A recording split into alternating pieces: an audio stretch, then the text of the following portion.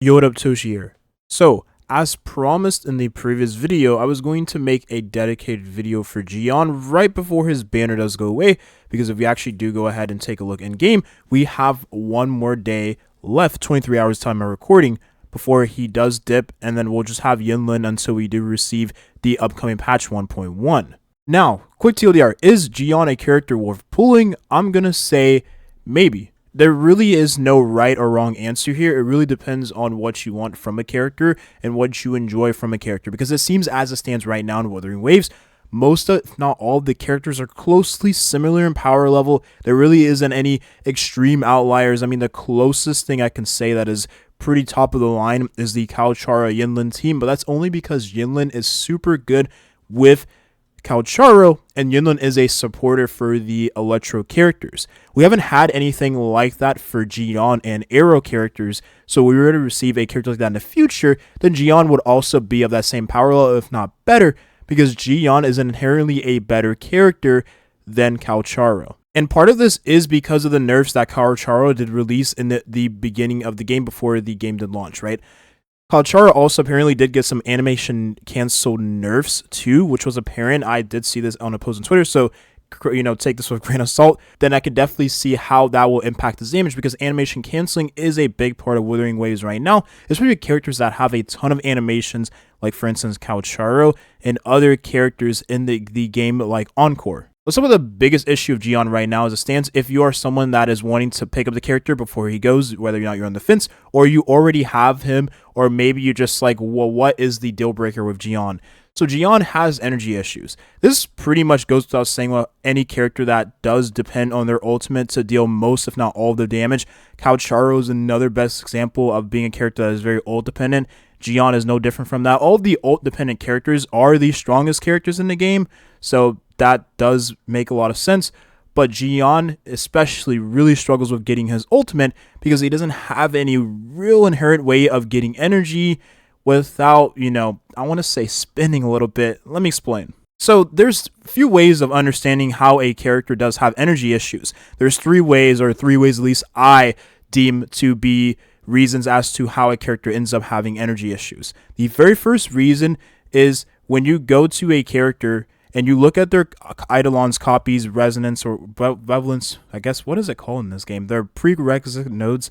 This thing, the constellations for the character. If you see any constellations that allows the character to either get a second skill or to get more energy after casting an elemental skill or ultimate refund energy back, that lets me know that character has inherent energy issues. That's one of the ways. And since Jiyan has a second resonance skill after his first Eidolon or first copy, well, he's able to generate more energy after using that second skill.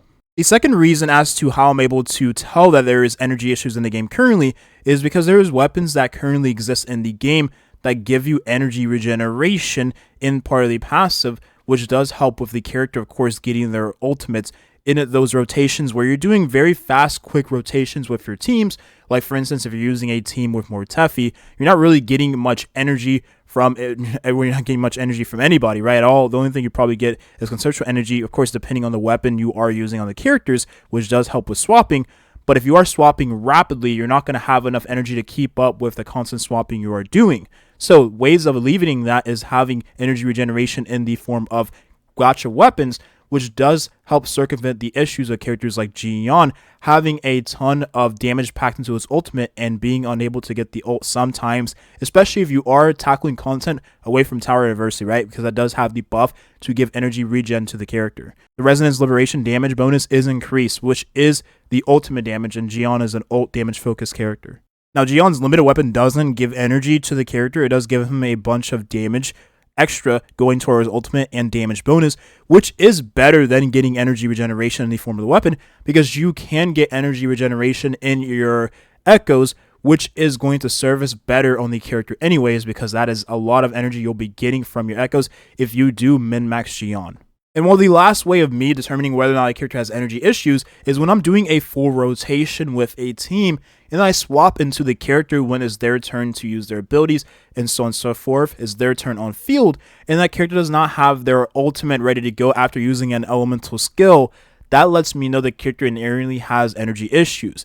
Now again, there is ways of alleviating the energy issues in the game. One of those being in the form of a character like Yang for Jiyan, and that's for Jiyan specific I want to say because they're both arrow characters. So you probably would use them in the same team if your Jiyan has energy issues, right? Maybe you don't have enough energy regeneration on the character.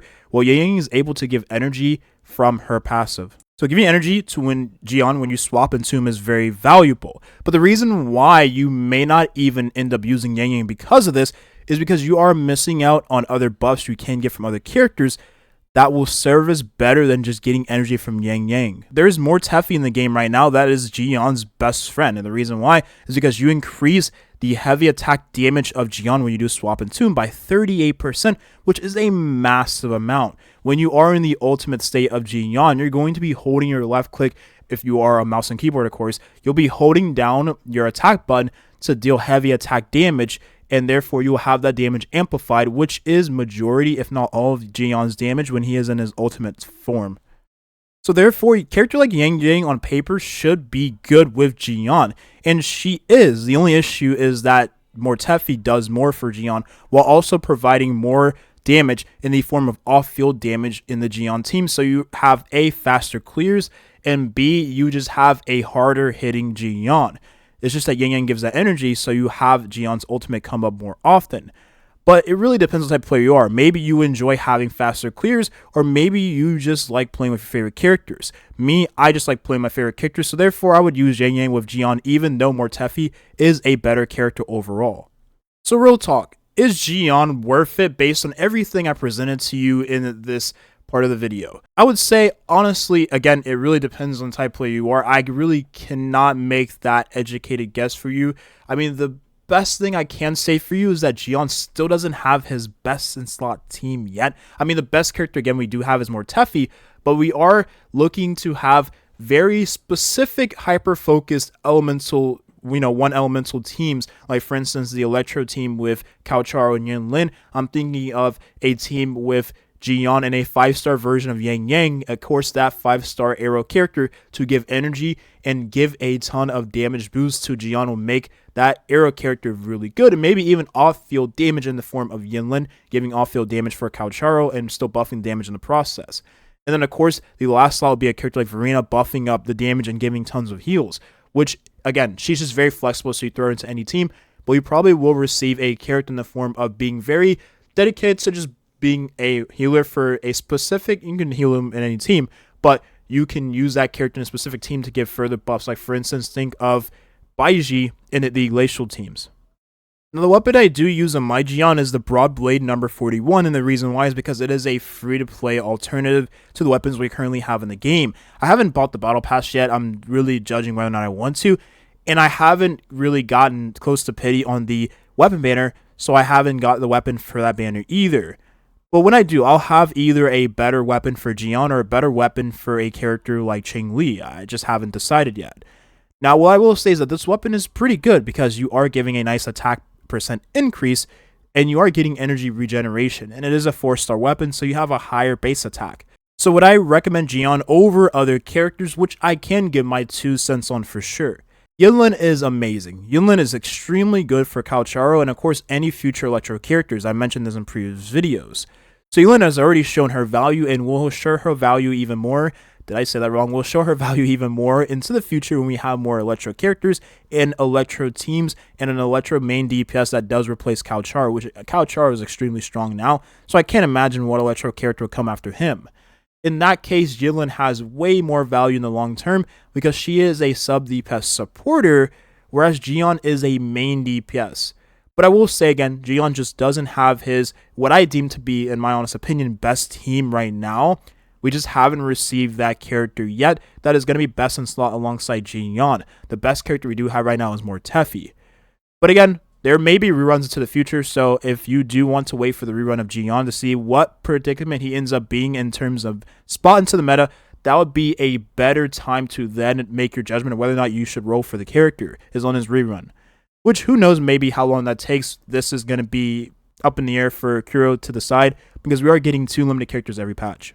But that's it. Definitely let me know in the comment section down below whether or not you wrote for Jiyan. What was your reasoning for rolling for Jiyan? Do you like the character? Have you enjoyed the character? Have you found him fun?